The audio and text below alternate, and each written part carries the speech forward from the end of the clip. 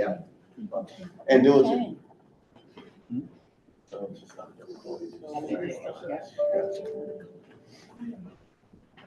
Yes.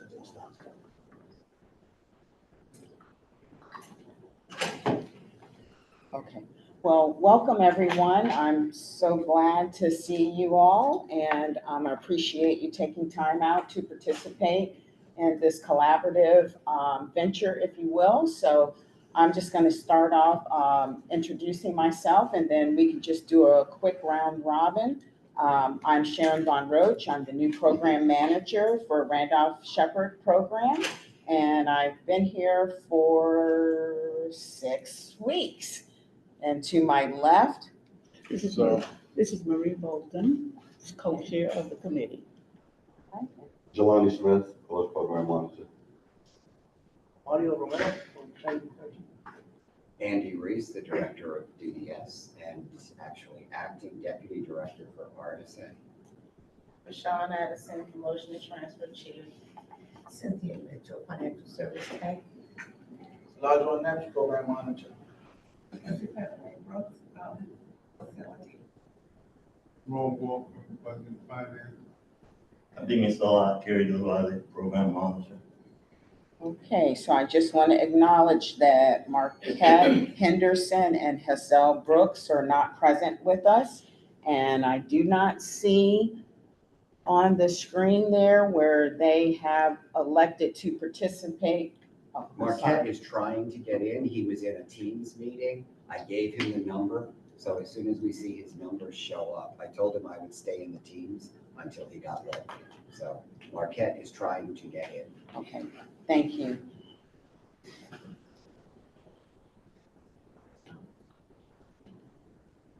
All right, well, again, welcome. I did send out an agenda, and I'm going to explain the reasoning behind that.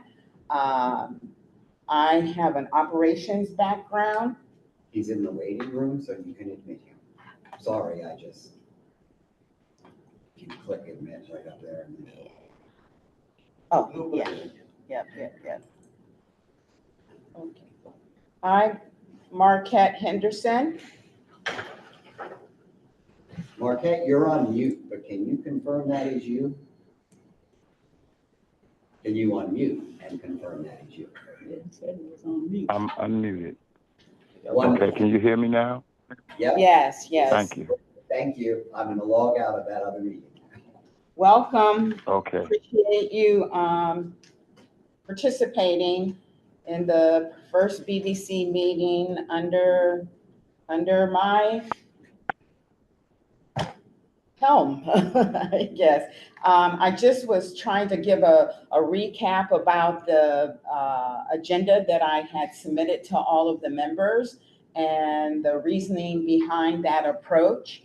I guess it was like the first week or so that I was here. I heard from some of you, what am I going to do for the program? And so this agenda focuses on my starting points, and the starting points are looking within and strengthening our workflows, our processes, standardizing what we do. And that is the background for the agenda. And so when I did submit to you and asking you to basically give me additional agenda items that supports this theme.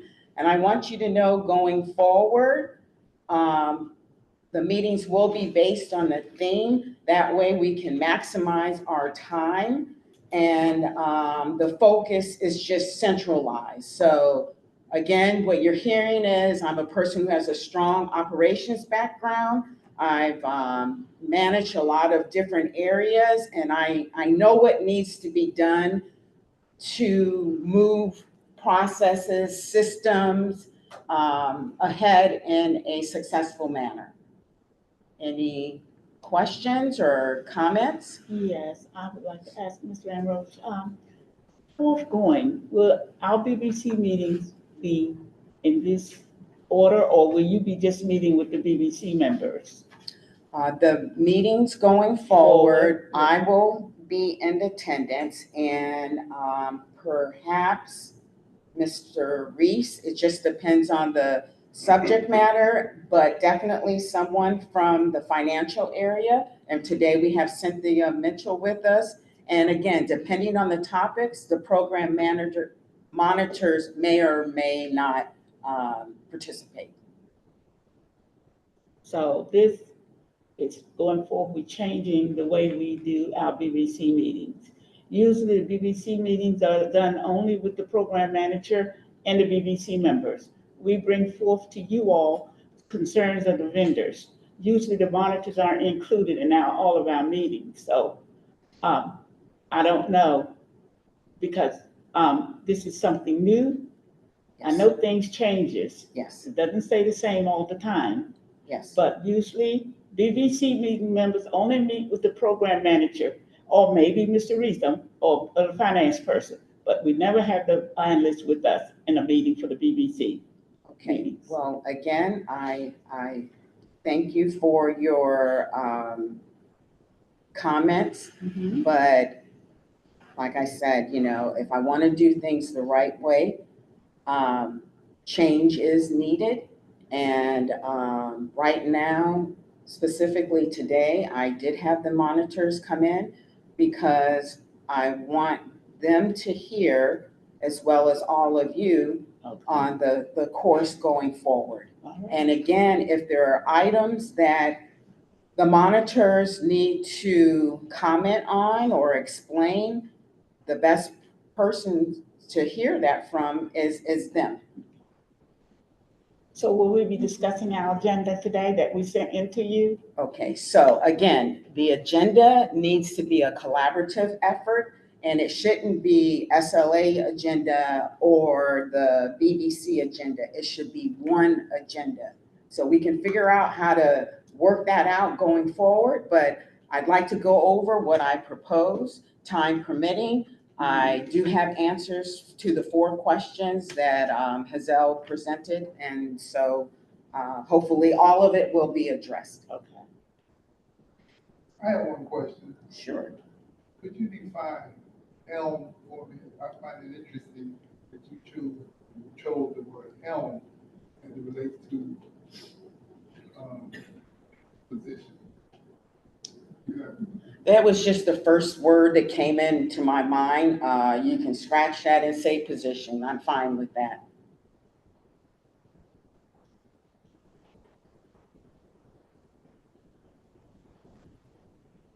Any other comments, questions?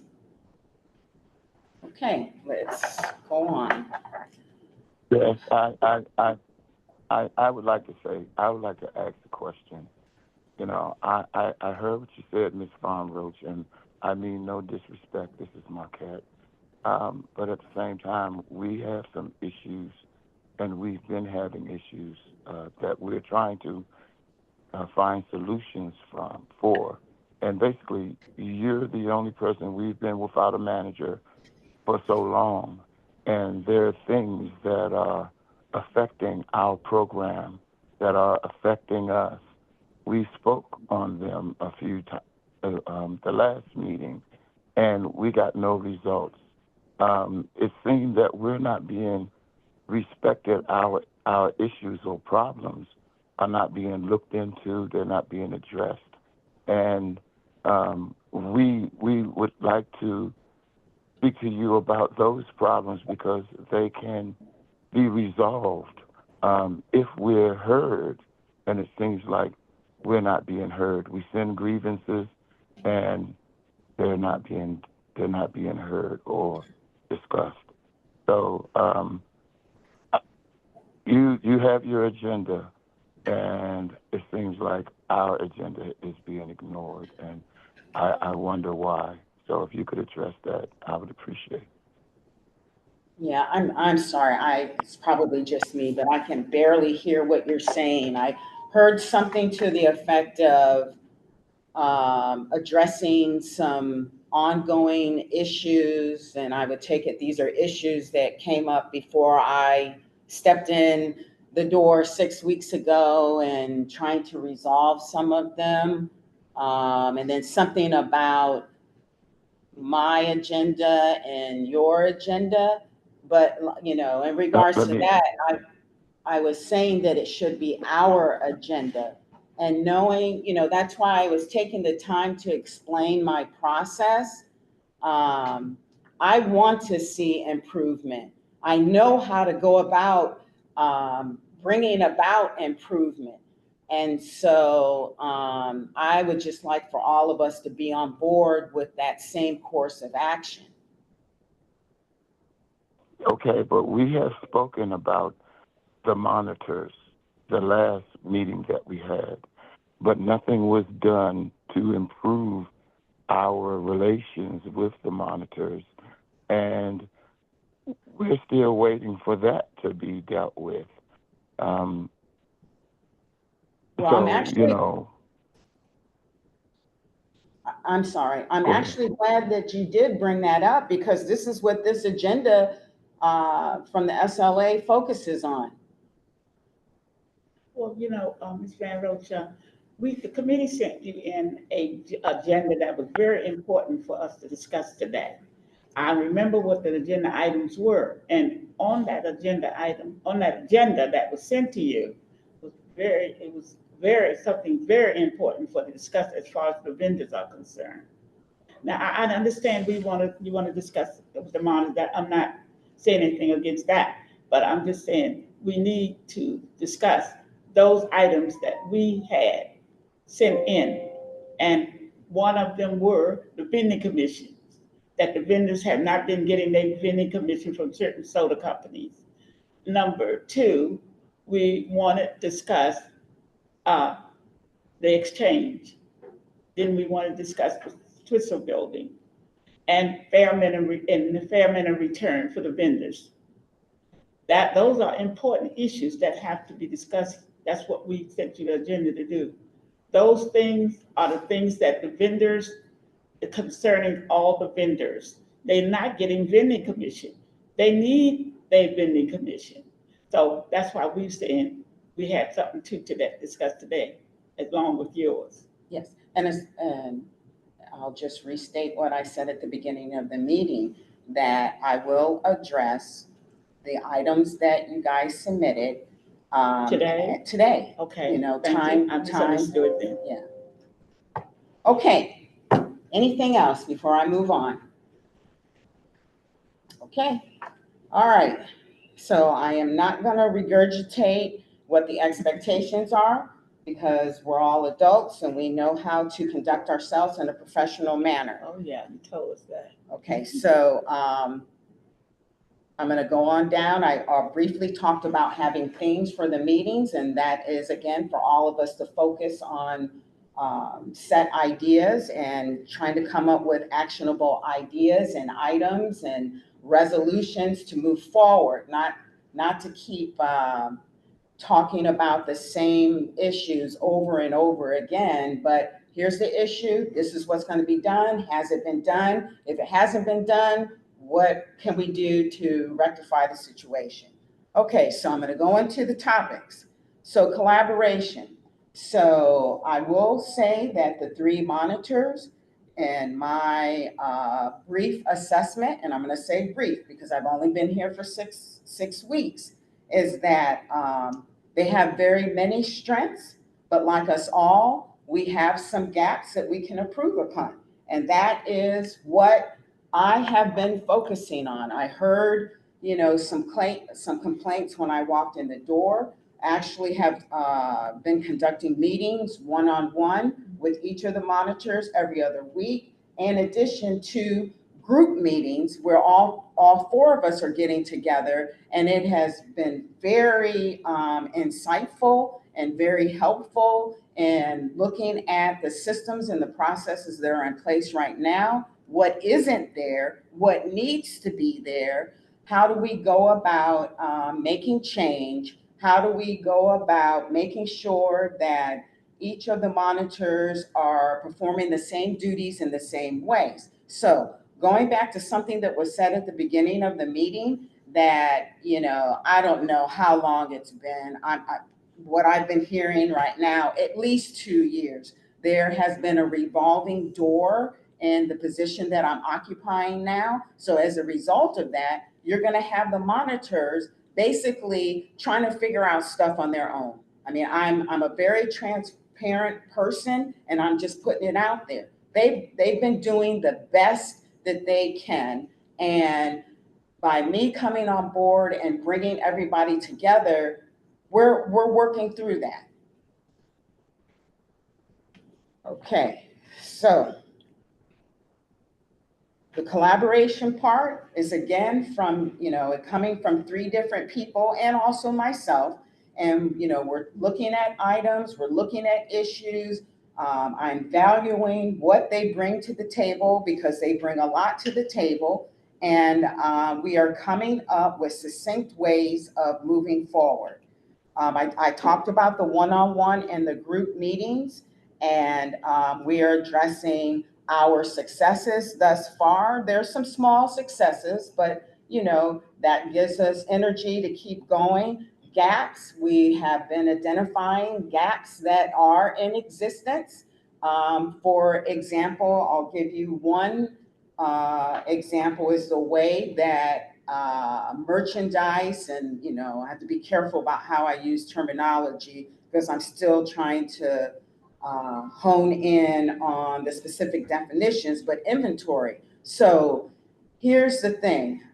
Whenever there is a purchase for merchandise for your facility and you want it to be bought by the SLA, we should be using the DC government suppliers list. No exceptions about that. But I understand that prior, people kind of did what they wanted to do, probably in terms of trying to save money. And I understand that, but we have to abide by the city's rules and regulations. So going forward, which the 3 monitors know that if they're working in hand with you, first thing happens, you can determine whether you want to buy it yourself. And if you want to buy it yourself, then you can go buy it from whomever you want to. But if you want the SLA to buy it, then you work with the monitors, go through the list, you identify 3 possible suppliers. It's just like if you were buying something for your home. Okay, you wouldn't just go, I'm going to go to Home Depot, I'm just going to go buy blank off the shelf, and you don't try to get 3 quotes. It's no different than that. That's what we're required to do. So you get the 3 quotes, and then with the monitors, you select the best one that fits whatever your need is. Okay, then they will turn around, submit all of that information to me. What it is you want to buy. What's the reasoning behind it, the specs, and the price. So that gives me the background to whether approve it or disapprove it. Ms. Van Rote, I have a Yes. question to ask. I'm trying to follow you. I remember years ago, we used to have a list with all the vendors that we could purchase from. We used to have to go by that list. Some of that kind of got out. Now, when you saying that, when the SLA buys this inventory, you are talking about when the first initial inventory? Can I That just the- clarify, because you're making a really important distinction, and I want to help Sharon clean up her language. Because there's inventory, which is what you all sell and you all usually purchase, and we purchase initial inventory. And then there's fixtures and equipment. Those things belong to the SLA. Yes. Initial inventory or any inventory after that, you all purchase yourselves. Right, yes. So just to be clear, what we've had to hang up with and have moved way too slowly on is a recent purchase because of making sure that we're following the correct rules for an equipment purchase. And I think people have fallen out of the habits that should have been there. I'm not sure they ever became habits, of following district procurement rules when purchasing items that belong to the district. And so they're important, they are important terms, and thanks for bringing that up. You're correct. We're talking here more about equipment than anything else. Because if we purchase in limited circumstances, inventory for a provider, for a vendor, that's a very unique circumstance. And in many of those circumstances, you purchase it and we reimburse you if we were purchasing it. But, you know, I know with COVID, there were some circumstances where we did that. And certainly we purchase initial inventory for new providers. But beyond that, we don't usually purchase inventory, we purchase equipment and fixtures. I'm a lawyer, I can't help being very particular about language, and I'm sure that you've also picked up on the caution regarding language.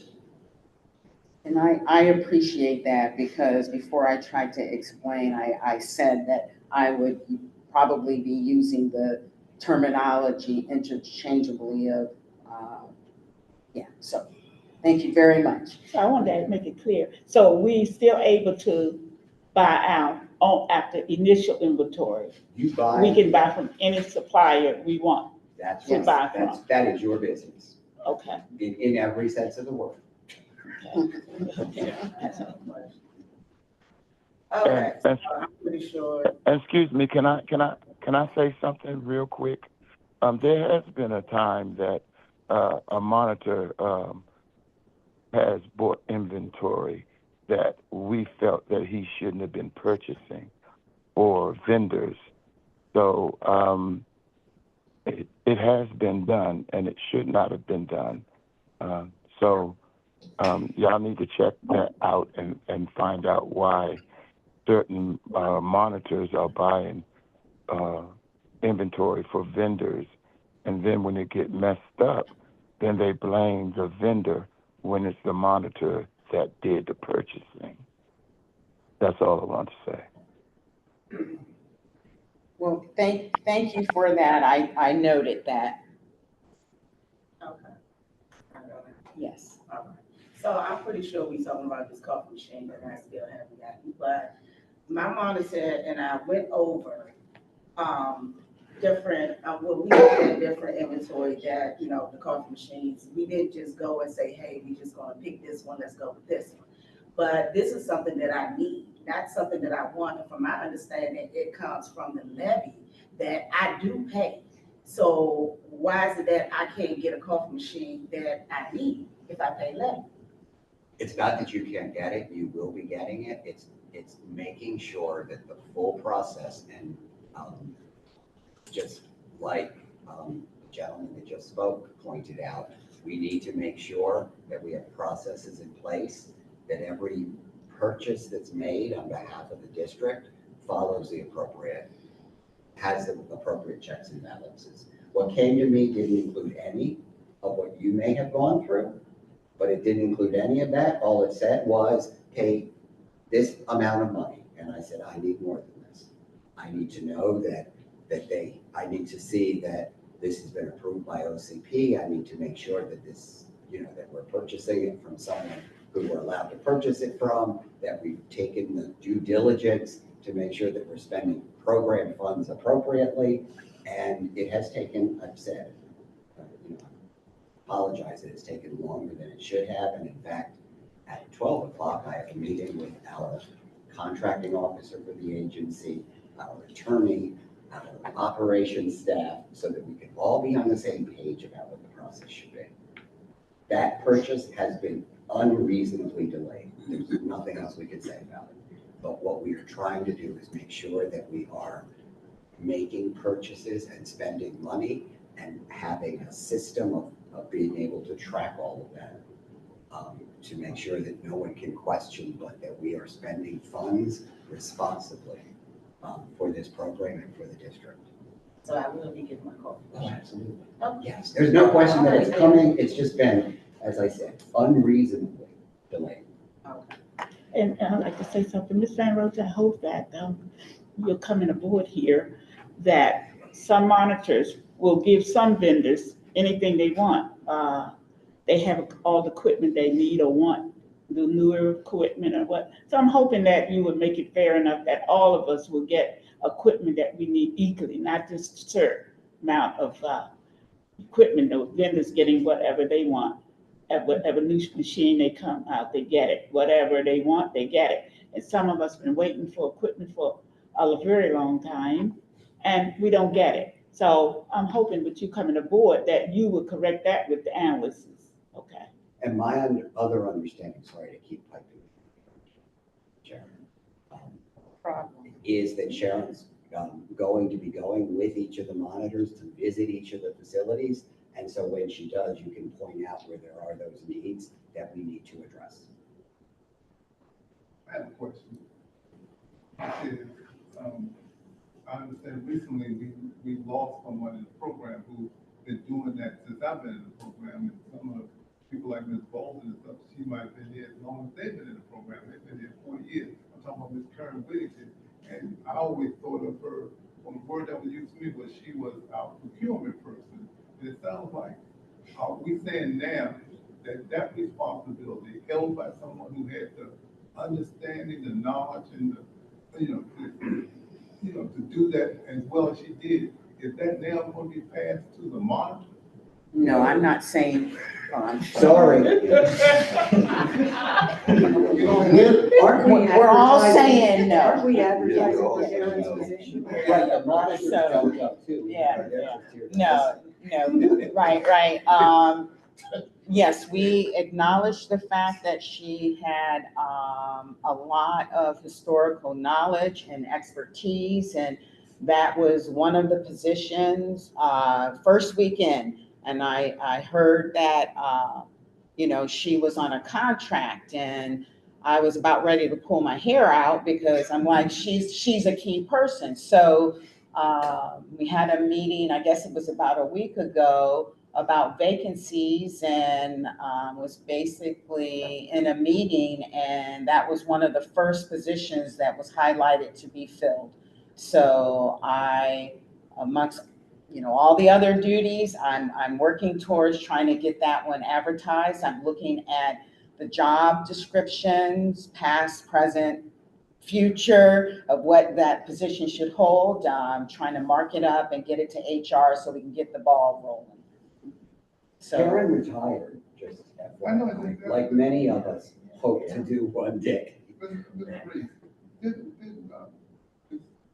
Karen retired a couple of years ago. And I understand she retired a couple of years ago, and she's a contractor. She was a contractor because there was no one to replace her. And she's done this long enough, and she cared enough about her to take a job she didn't really want. She wanted to retire, but she accepted a contract to continue. So this, you're saying, yeah, all those big processes are going to go forward to find someone, which the agency knew 2 years ago she didn't want to be any longer. Ms. Reese just said she retired. She wanted to retire 2 years ago. The position was not posted, has not been posted yet, will be posted. We can't be paying people as. Let you all know our frustration. Oh, I get it. I mean, people miss Karen, and I think that Daryl wanted to hold on to Karen. The reality is we have a personnel line in our budget and a contract line in our budget. And there are people who get concerned when we start trying to say, oh, I know they've left, but we're going to keep them as a contractor. Because there's a lot of reasons that people may decide that it's the right time to retire or to seek a new position. And sometimes people are looking to give more flexibility to an individual employee because they want to keep them. And that's, in a government, you can't operate that way, I'm sorry. Karen supported us for 2 years, that has ended. And we will do our best to continue to support you while we're doing recruitment for that position. As Sharon said, she identified that as a priority. Unfortunately, prior to her filling that position had not been identified as a problem. And I'm gonna say this. Because I think that's what Jerome was saying, that if you knew about it 2 years ago, then something should have been put in place to look forward. to move Absolutely. forward for that, Oh, the time that she would retire. that, we all agree on that, I think. I think Sharon agrees on that. There's nothing else we can say right now. Sharon's here now, and I can tell you that as soon as she and I met, she said, I know Karen's leaving, I need you to replace her. And that had not been the decision prior to that, but that was Sharon's decision. And we're doing what we can to help her fill that as soon as possible. And I believe I said to Ms. Sherman, because most certainly I want to have a certain amount of confidence in you and the position that you hold. And I feel like we haven't been represented as well as we should have been, so I'm encouraged by you being here. But I think it's important for you to know how we're feeling and some of the reasons that we feel the way that we are, because most certainly I would imagine, not imagine, but I know that part of your responsibility is to help us be successful. And there's a lot of work to be done. There's a lot of things that haven't been done. So, we have to have patience with you, and you have to have some of us in the city doing that. Thank you. And yes, that is the underlining motive for what I'm trying to accomplish here. I want to see success all the way around. So I thank you for that. And like I said, right now, I am starting internally, if you will. That's what I know to do from an operations background. And yeah, okay. One thing I will say, in the collaboration effort with the program monitors and myself, it's very important for me to hear what the customer experience has been. And I'm just gonna say this like I see it. The customers are your customers, meaning the people that come into your facilities. And what are their experiences? What do they see? How are they treated? What do the facilities look like? And things of that nature. So that's, as Andy had mentioned earlier, I know he doesn't know the time frame, but I'm going to say it now because September it'll cool down. I had one venture out and it was wringing wet by the time we got there. But in September, I am going to be going out with the monitors, and it is my goal to go to every single facility so I can see for myself, document for myself what it looks like, what the positive aspects, the negative aspects, because I feel that will stop the back and forth, the he say, she say, that kind of stuff. But me seeing it myself, I'm quote unquote a neutral person. I haven't been here. I don't know what was going on, and I can see for myself. So I'll be better equipped to, address things as they come up. And I will say this, some of the meetings will be planned, some of them will not be planned. Please plan mine. Otherwise, I'm going to get in. I want you to know, right? Okay, Security reasons on that one, Yeah. but yeah. okay, well, thank you. The next thing on here is standard job duties and workflow, briefly touched on that. I secured or I should say, obtained the job description for what a program monitor does. And we are diving into that very heavily. And I've created spreadsheets. I'm doing interviews. I'm documenting how they're doing it now. Some things are very similar. Some things are not. We are going to get through that list, and then collectively, in a collaborative mode, we are going to decide, hey, I'm just being very simplistic. I'm taking this bottle of water. It's starting at A. We're going to C. How do we get there? Documenting it. And then all 3 monitors will be doing the same process. So the monitors will be coming around, once a month for an inspection. Yeah. Right? And they're supposed to leave us a copy of that inspection. They bring one back to the agency and then give us a copy of that inspection so that we can have it. If the real health inspection come around, they want it, we can show it to them. So could you do that? Give us a copy when they come around for inspection. Okay, thank you for bringing that up. So, and again, I'm putting the quotations marks out there. Give me some grace with the terminology. So, my understanding is right now, it's kind of hit or miss. And again, I'm being very transparent of how often, each individual monitor goes out to the facilities that are assigned to them. And then,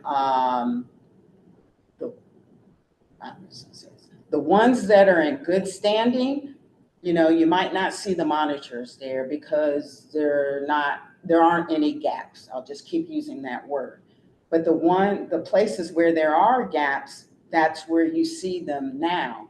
But I want this across the board where everybody's getting a visit every single month and everything is being looked at, because what it does is it sets up the documentation trail for when the 6 months roll around and they don't have to think, oh, what did I do? Blah, blah, blah, blah, blah. They just look at every single month up into the 6 months and you just transferring the information off of that. Now, I will share this with you. There are 2 forms that are out there now, okay? And I am really trying to figure out, is one form better than the other? Or should the forms be combined? Or should we use a totally different form? So that's where I am with that right now. I want something that, I saw a form, and monitors, please chime in, that basically says you get this point deducted, blah, blah, blah, blah, but it's just points. Yes, on the very last page, there's a area where you can document, what you saw, what your recommendations are, blah, blah, blah, blah. But I'm just wondering, should there be more there? Yes. So I will come in, Salajuan speaking, okay, can't see me. We're gonna create a document, we're gonna use the phone document, we all gonna create a spot where we give feedback from the building manager, feedback from the customers, also feedback from our self-evaluations and your employees. Because your employees play a key role when we get there, if y'all not there, for how the interaction goes.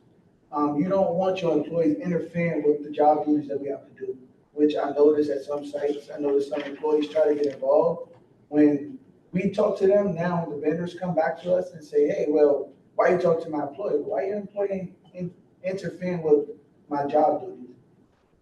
So we're gonna create a form that informs not just our inspection, but what the building manager have to say, the customers have to say, and also our self-evaluation from the building manager, customers, and your employee when we do the inspections. You bet.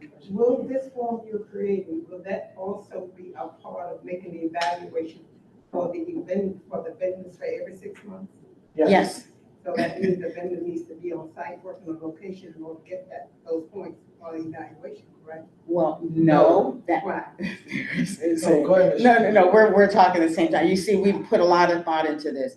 We don't want to change the way that you operate your businesses. So if you have people there that are there in place of you and you trust them, then they would be the ones getting the assessment when we show up. Okay. Okay. But if Fair the vendor enough. is never on site, how would you evaluate that vendor? The Well- vendor should at some point be on site, it's their business. Thank you. It's the staff they hire, Yeah, quite it's just frankly, staff. because I know of a vendor, I'm not gonna mention the name, who hired a really strong manager to operate their facility and ran a really good facility. That's understood, but what if a vendor is not required to go on a site at all? I don't know that there's anything in the rules that requires a certain level of presence But how in would the you facility by the evaluate me? vendor. If I have a location that I never have to go to the visit, that I'm never on site to do anything, I just collect money. How would you evaluate? Are we talking? The way the facility operates. It doesn't matter if you're in the facility yourself or if you hire the staff, but they are going to because as Sharon started out saying, all of us here are responsible for customer service for the people coming into those places. Yeah. So the experience they have coming in, they either have it with you there, they have it with you there once a month, with you there every single day, or with you on the telephone with a very competent manager you've hired to run the place. That's your choice as the vendor. And when that person acts in a way that isn't consistent or that doesn't measure up, you are the one that, you're responsible, it's your facility, and you get to run it the way you choose to run it. And they evaluate it based on how it's operating. They're not evaluating really you individually there. They're evaluating how you operate this facility, which may include you being there. Sometimes a little bit, a lot, your call. Okay, I understand what you're saying. With that said- If I'm doing taxes, if I'm paying payroll, if I'm doing evaluation of my employees, if I'm doing customer service, and whatever problems may come up, or if I have someone in my location to do it for me, and you have vendors out here who doesn't have to do any of that, how can you compare that valuation for that vendor along with the rest of the vendors? Because they evaluate the operation of the facility. And the vendor determines how they operate their own facility. So why should the rest of us be evaluated? If those locations that doesn't have that kind of quality going on, why should we be evaluated? I can only keep saying the same thing. They evaluate the operation of the facility. And the level of effort that you make in your facility is your decision. And the level that you are present in your facility, the amount of time you spend, I mean, that's your call, and it's reflected then in how your facility operates. And maybe there are people who figured out a way to sit home with their feet up, and they've hired a strong manager who runs everything, and they collect a whole bunch of money. I mean, what we're looking at, Even if they did it the wrong way? what's that? Even if they did it the wrong way? We're looking at the operation of the facility. Okay. Okay, we're also evaluated on if we pay our taxes on time and all of that. So if somebody doesn't pay their taxes, they're not getting evaluated the same way I'm getting evaluated. Is that what you're trying to say? Pretty much. Okay, so then that means I'm getting evaluated on whether I pay my taxes using that, taxes on time. But then you have Ms. Fedaway here that doesn't pay taxes, get to sit home, do nothing. Then how is she getting evaluated? So that means she won't, if I don't pay my taxes on time, then that means I get points off. She don't pay taxes, period. So that means she don't get points taken off ever. No, the difference would be, I pay my taxes every year and I sit down and calculate them. Whole bunch of people I know say, oh, I don't do that. I hand all my paperwork over to an accountant and they do my taxes. That's the difference. You pay your taxes or you hire someone. What we look at is, I'll say it again, the operation of the facility. Taxes have to be paid. If you don't see that taxes are paid, that reflects on you. Whether you see that taxes are paid by paying them yourself or by hiring someone to pay them, that's your So call. how am I getting evaluated every month on whether I pay my taxes or not? I don't know But that this- you are, but Well, that's what I was told. I had to turn my taxes and showing that I'm paying my taxes to my monitor. So how am I getting evaluated on taxes when I next can't go person- line by line about what's I in was there. just using that as an Everyone gets evaluated on the same thing, right? And No, they're not. everyone gets evaluated on the same thing. Every facility gets evaluated on the same thing. Whoever it is that does it.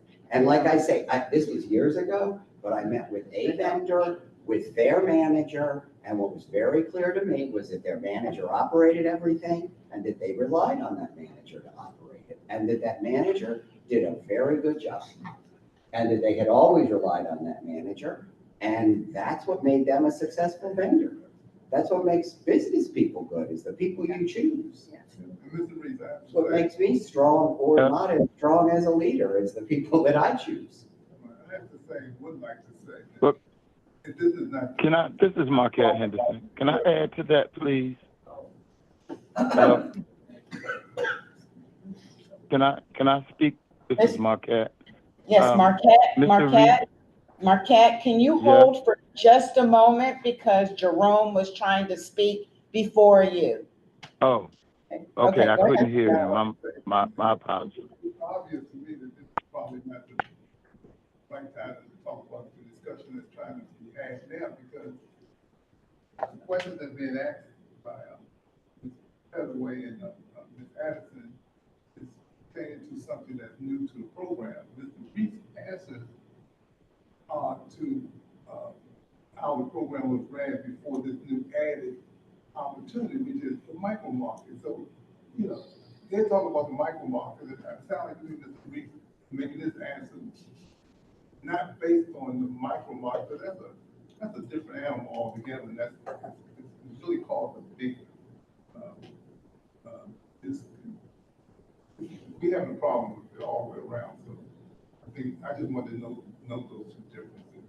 Because I understand everything that Mr. Reese is saying, and Mr. Epps also said a little earlier, why would our employees come to him and ask him what he's doing?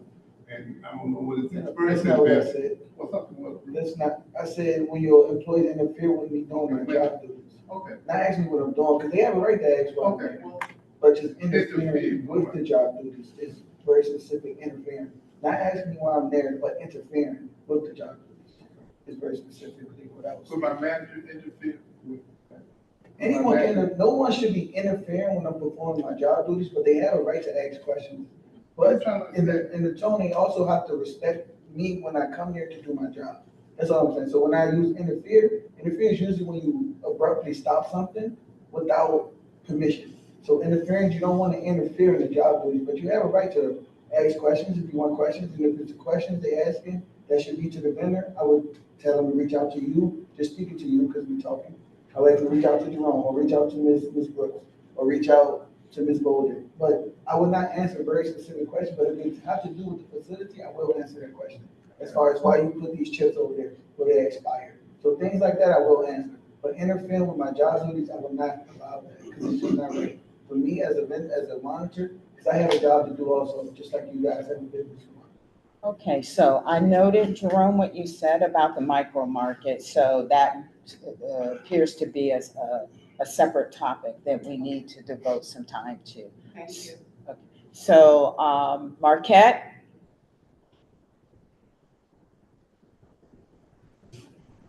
Yes. Okay. Yes. Okay. Now, Mr. Reese, we had a meeting a few months ago by Mr. Smith that came and spoke to us all about ruminative income and how we are supposed to work, not sit home and collect what welfare checks or free money. And basically, I tried to write a policy stating that if you have a primary, that allows you, gives you the privilege of having a micro market, but without a primary, someplace where you have to go every day or hire a manager to operate, then you don't have a right to have a micro market because you sit home every day and collect a check when everybody else goes to work or manages and operates a location. Now, we listened to Mr. Smith, and we all had to agree. And you told us when we had a meeting with you separately to take what we figured was a wrong. And you said, if it's wrong, then make it right. No, that's We not made it what I right. said. I said, excuse me, let me just clarify, because I heard someone say this recently. I said, if you disagree with a decision of the SLA, there are options that you have. You can file for an administrative review. You can file an appeal at the Office of Administrative Hearings. Let me just say at the bottom Okay. line, and I have a 12 o'clock meeting, so I have to step out, but I want to be very clear here. You can talk about what makes sense to you. I'm coming from the perspective of being a lawyer. I have to look at what the rules say. And the rules don't say a lot of what people are saying. Well, that doesn't seem right. You don't look at and it's the challenge. When you write regulations, you try to imagine everything that might happen, and you think you've imagined all of it, and then you come up against something, you think, oh, I didn't really think of this when I wrote this rule. So we may or may not, in the end, agree that we should change the rules, but the rules don't include the kinds of limitations that people are trying to impose on other vendors. The rules don't say that a micro market, which the rules say is an unmanned vending facility, could not be a person's primary. Now, we might all sit here and say, well, that doesn't make sense, does it? The reality is when we were writing the rules, no one thought that one ahead. And so, but what we have to accept is the rules are like, as they are written, we have to follow them. And then we can decide, and to be clear, policies are written by the SLA with the active participation of the BVC. So we need to make sure that, so one of the first things, just so people know, the issue of retirement is dear to my heart because it gets closer every day. One of the first things I've been losing is people's names. So people will have to excuse me if I don't remember a name now and then. That was like, most of the brain's there and intact. Anything we've discussed, I remember. I just might not remember your name when we talk about it, but believe me, I remember all the facts. But what I do want to say is we have a policy person here. Sharon's working with that policy person, and the fact that we need to have current policies for the Randolph Shepherd program is very real. And separate from that is, to the extent people want to revisit the regulations, you do need to recognize that's a long process. We went through this process. I don't know if anyone here was on that BBC in like 2013. We had every 2-week meetings with a committee of the BBC.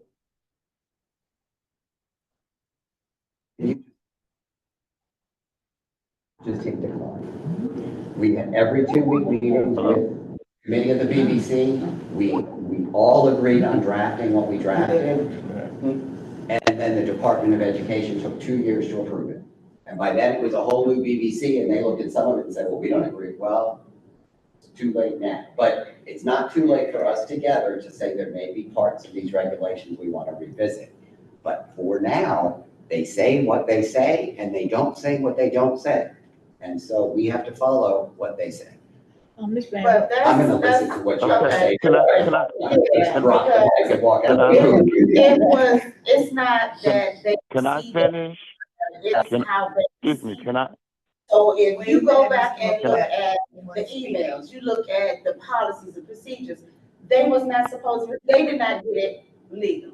Let me That's just, the okay, issue. the issue, no, but see, the issue there is you then have to go and look at, and we've sent this out to a few people recently, any vendor aggrieved by a decision of the SLA has the right to appeal.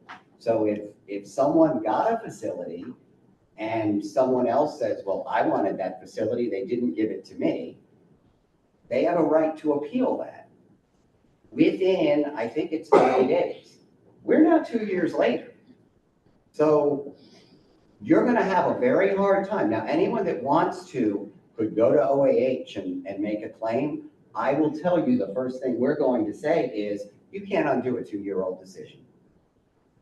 I mean, just as a legal matter, Excuse me, Mr. everyone understands statute of limitations, right?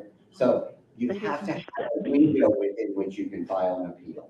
And I think that the window here is 30 We days. didn't know the subject again. You can look in the regulations. I think it's 30 days.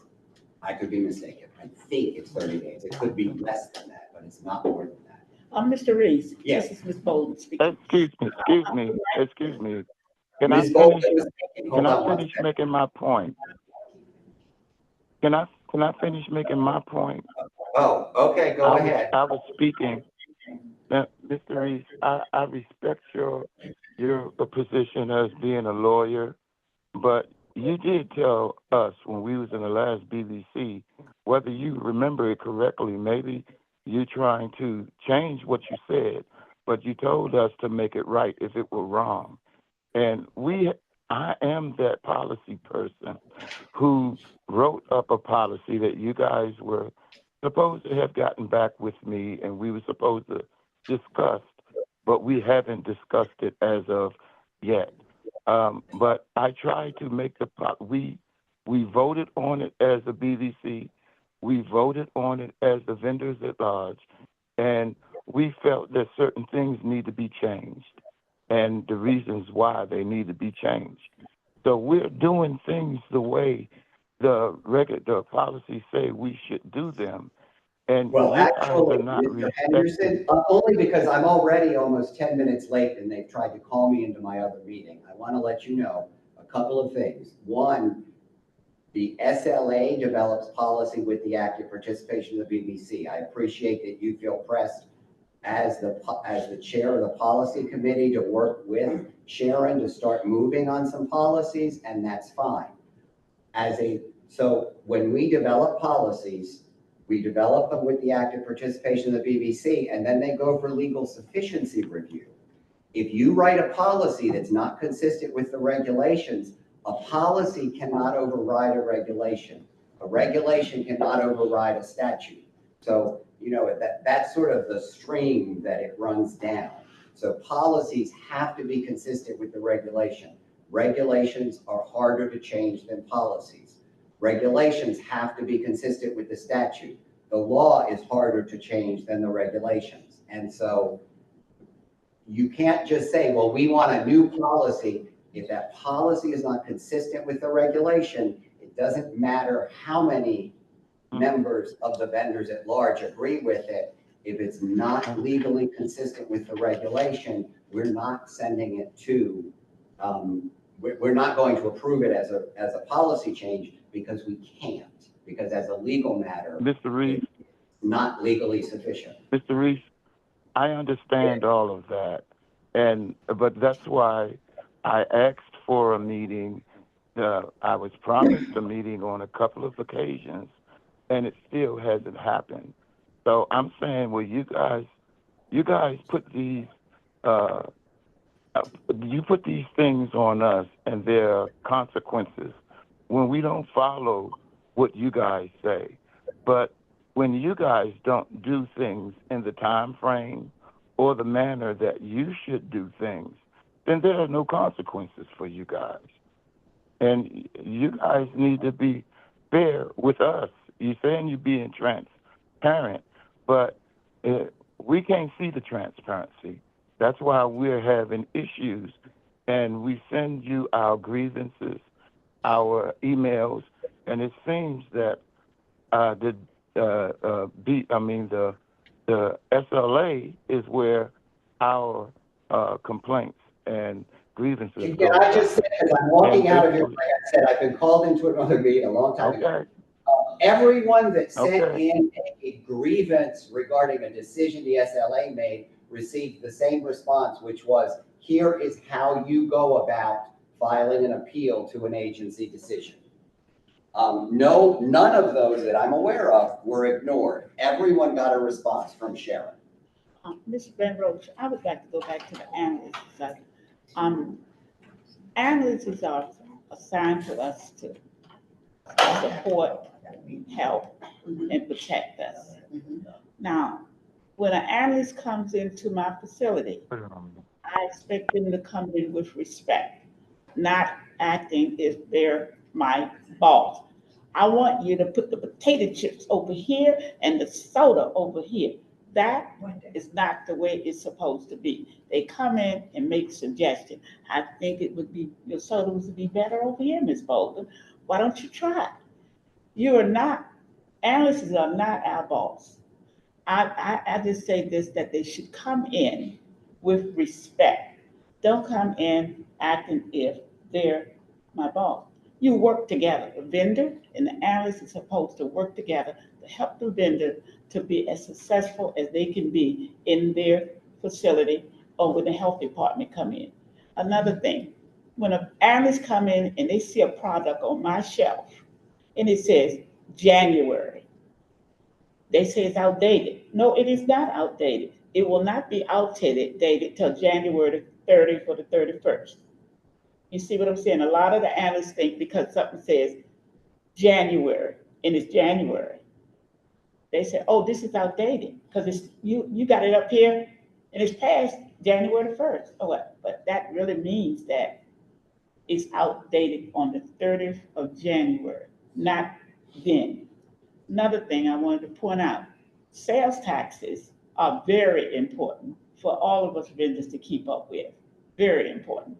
At one time, we used to have to send in something to the agency every 6 months or whatever, proving that we don't pay our sales taxes.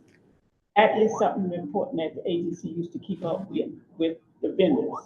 Because you can get in real bad trouble when you don't pay your sales taxes.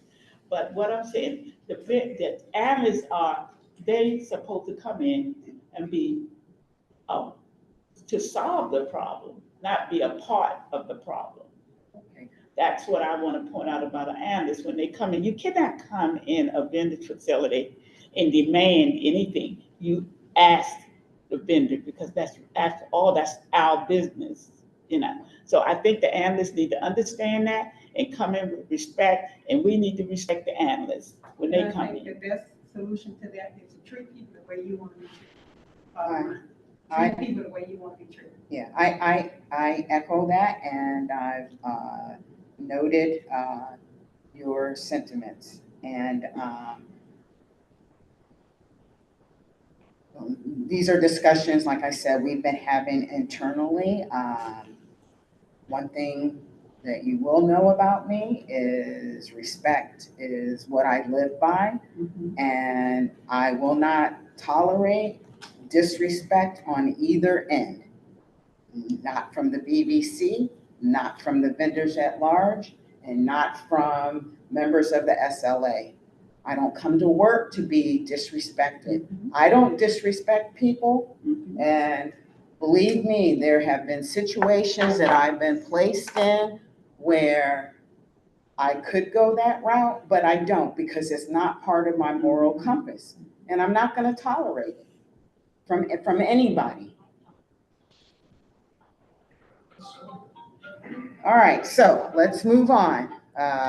Because I was supposed to be at that meeting too, but out of dedication to this, I'm going to make sure we get through everything.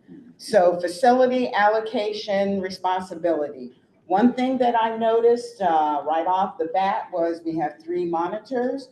The numbers of facilities assigned to each of the monitors is not equal. So we're working on a process to make sure that everybody has their fair share. We understand that there needs to be things that need to be wrapped up to bring facilities up to speed or resolve outstanding issues.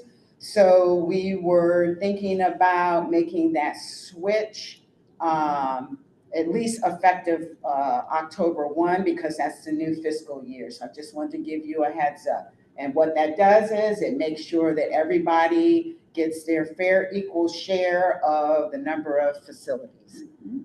Okay. Okay. Again, I'm going to apologize for using this terminology and monitors. Please correct me. I'm inventory accountability. So I asked a number. Are you okay?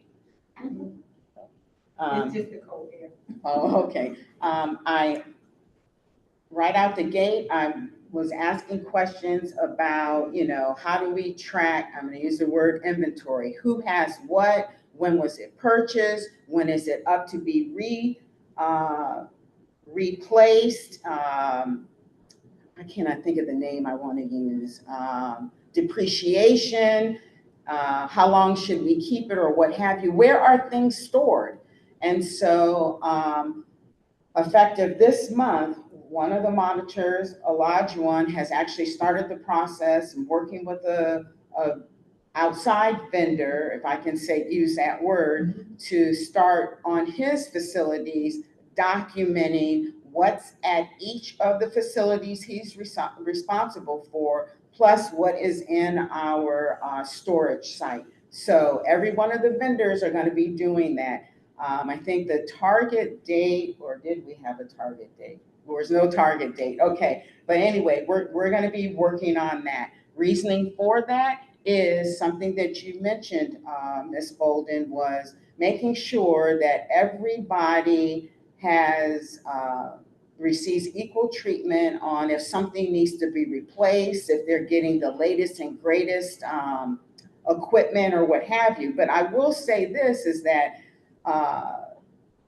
some of the folks that have gotten new equipment is because they were listening to the recommendations from the monitors of saying, hey, you know, here's a way that you can do this more efficiently, faster, you know, the workflow process would be better. It can generate more money or what have you. And those that have been on board with that, they would get the merchandise to support that.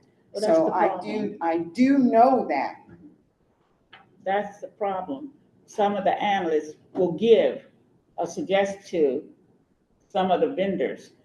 Ms. Van Roach, one of the things we have got to stop division between the vendors. The monitors have to treat all of us equally and the same. I find that to be this committee found that to be the problem, that some of the analysts has divided the vendors. They give their people, their market, this nice upcoming equipment.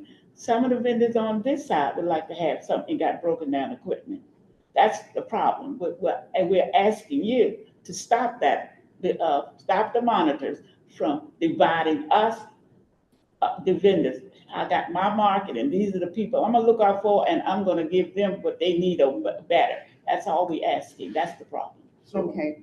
one thing I can say, that's why I'm glad that we have incorporated the government purchasing way, the process that Mr. Reese explained, because that would stop that. So it's no longer, hey, let's call Ms. Kern or let's just pick this item out. Now it's a complete process where it goes through more than just one set of eyes.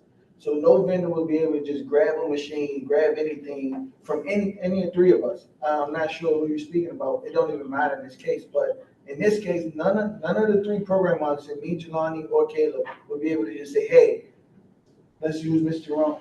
Jerome and Ms. Brooks.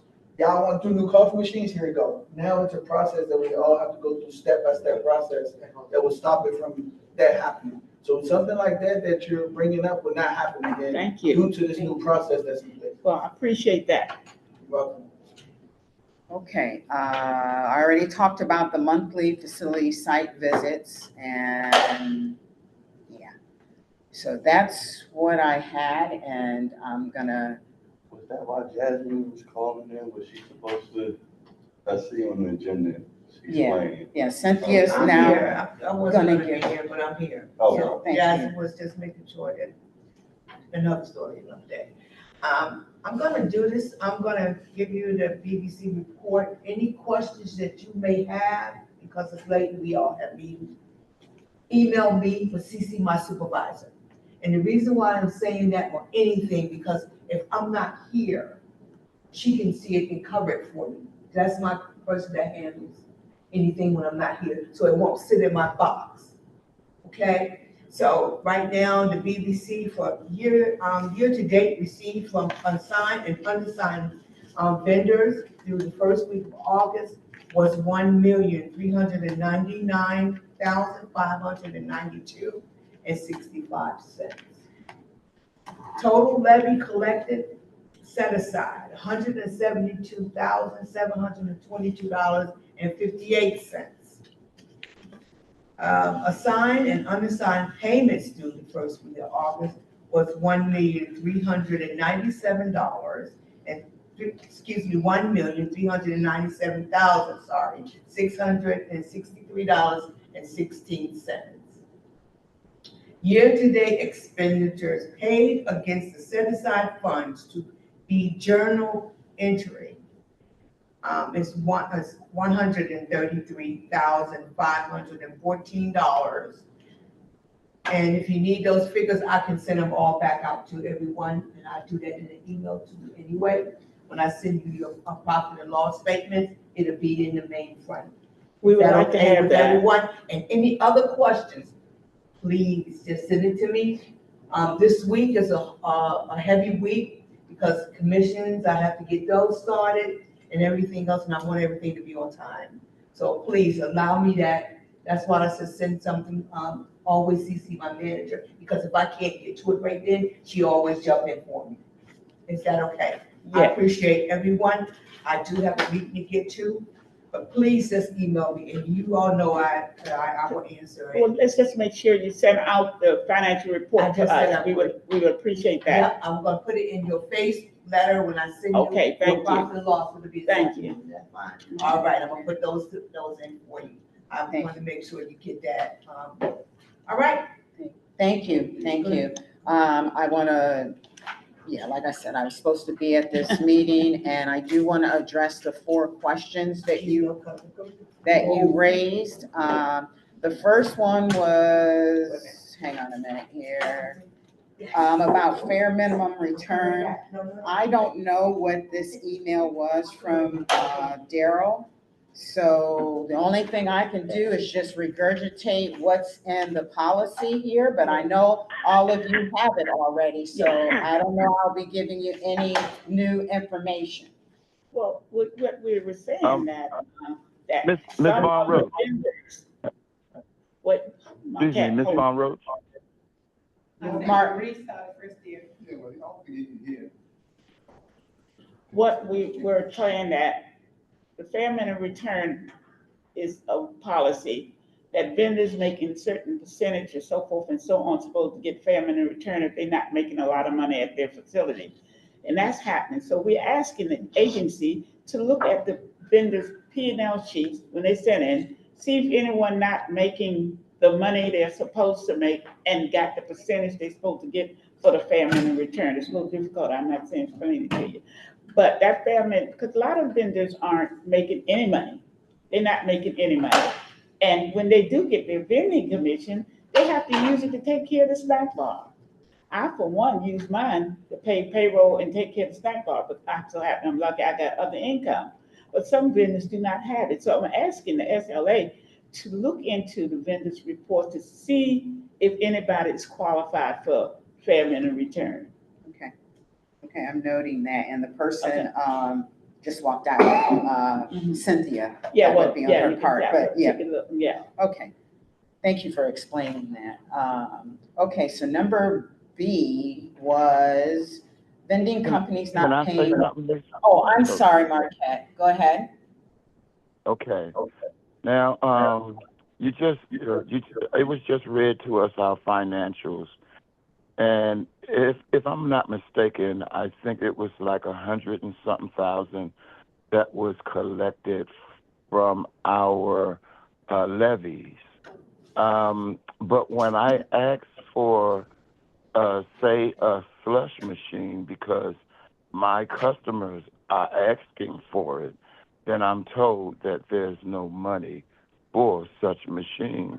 When, levies are being paid, monies are there, so why is the money not being used for what it was designed to be used for? Okay, I'm noting that, some things I have answers back immediately, other things I have to investigate, but thank you for sharing that, and I'll look into it. Thank you. All right, vending companies I'm sorry, did you want to say something else? Okay. All right, so vending companies not paying commissions, 0 on the report, but machines filled and working. Okay, so Again, I wasn't here, but I know when I came on board that Daryl was looking into this, and some of the companies had, he had reached out to some of them, and recently there is a company that I am working with to come up with a new agreement. So I'm saying all of this is that we acknowledge what the problem is. We are working towards rectifying that situation. We do need help from, I want to say GSA, and helping us identify these particular companies that are not doing what they're supposed to do. So it has not gone lost on us. It's just that, you know, everything takes time. You know, it's not going to be, it's not going to be overturned like in a day, okay? It didn't take a day for all of these issues to just come up. And I want to say that across the board. I feel your frustration. I'm going to say this and being transparent. I think the frustration is on both sides. So just know that we're working towards resolving things. So the next thing was something about an update at the SEC. Yeah, the Security Exchange. We had a snack bar, but that was one of our best snack bars. But I don't know what happened over there with the vendor who runs over there. But anyway, it's closed now. They have a supply room in there. They use it. We lost that. That was one of our best locations. And I don't know what's going on over there now, but it's not a snack bar anymore. So what is it? The vendor still that was there, still getting vending commission, I suppose. I don't know. But the committee was working with the building manager to try to get that snack bar open again. And we were doing pretty good until they were told by the SLA not to talk to the committee anymore. So when we called to try to, to catch up with what was happening, and they said, well, we can't talk to you anymore. The committee didn't want to try to do this themselves. They wanted the SLA to help us. But I think the analyst went there and said, don't talk to them anymore.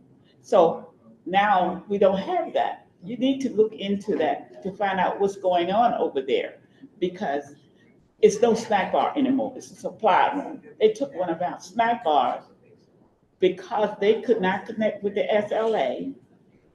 The place wasn't open, all of that. So the building manager says they don't want to deal with the SLA anymore. They don't want to deal with Randolph Shepherd. They would like to, but Randolph Shepherd wouldn't work with them. So they closed down that snack bar over there. And it's a big supply room. Now, as I understand, there's some of our equipment in there. I could be wrong, but as I understand, the cold boxes that were there is pushed up against the wall to the back to the back. We need to get those out if they're ours, because some of us might be able to use them. So I'm asking the SLA to please look into that, what's going on over there, because we don't know. All we know is the snack bar that we had there is gone. They won't let us in there anymore. Okay. All right. Well, I appreciate you sharing that. And again, I've noted that. Okay. And then the last item was something about The Switzer. the Switzer building, and I'm just going to say a conflict of interest. My investigation determined that back in December 2023, that the program monitor that was assigned there was reassigned. So it prevents the conflict of interest. So that was resolved. And I think that's it. Ms. Van Roach, I would like to welcome you aboard.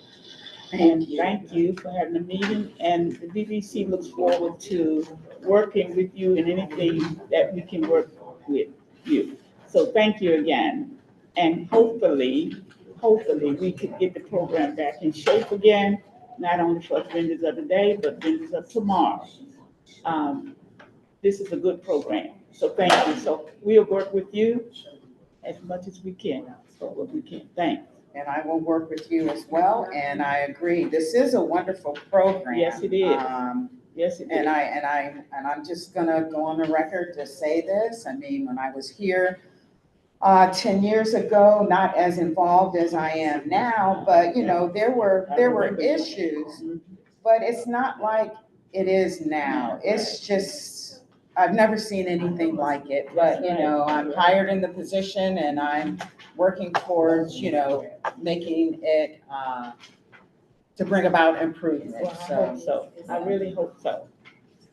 Okay, well, thank you all. And then one question for you is, would you prefer to have face-to-face meetings or would you rather just do it through Zoom? I would like face to face. Okay. Can't just hang up. Okay, all right. Well, Ms. Beverly, I have one, not a question, but a statement, if you don't mind. Sure. So, you know, I've been in the program, for 10 years now. So in the years before pandemic, so you know, my third, fourth, fifth year, one of the things that I came to understand was there were a lot of practices and procedures that didn't fit the policy, right? So now, Mr. Andy Reese reminded me of something that, so the policy, so right now, we are in disagreement with a lot of policies. So now I got an understanding that the policies have to fit the regulation, and the regulation can be taught by the Statute. statute. So you have to understand it also. I know that you're not a lawyer, but you have to understand it also. What you just said is what I heard Andy say. Okay, you heard it, okay. So are you saying you don't have that same understanding? Before today? She understands Yes. exactly, believe me. She understands, I'm sorry, Ms. Parker, she does.